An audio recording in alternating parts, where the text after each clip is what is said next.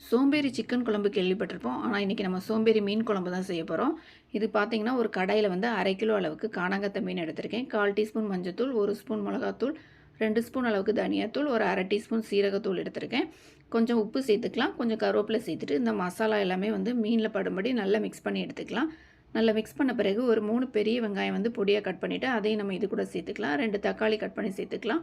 ஒரு 3 பச்சை மிளகாவும் சேர்த்துட்டு, லைட்டா வந்து எல்லாத்தையும் வந்து மிக்ஸ் பண்ணி விட்டுருங்க. இதில் வந்து ஒரு நெல்லிக்காய் சைஸ் புளி வந்து கரைச்சி வச்சுருக்கேன். அதையும் நம்ம ஊற்றிட்டு தேவையான அளவு தண்ணியும் சேர்த்துக்கலாம்.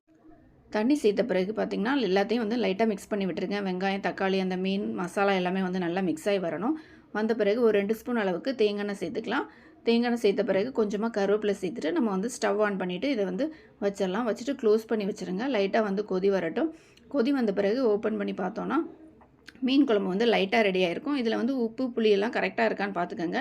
எனக்கு வந்து உப்பு கொஞ்சம் கம்மியாக இருக்குது. அதனால் உப்பு சேர்த்துட்டு நான் வந்து க்ளோஸ் பண்ணி வச்சுட்டு லாஸ்ட்டாக மல்லி இலை தூவி இறக்கிட்டோன்னா நம்மளுக்கு சூப்பரான மீன்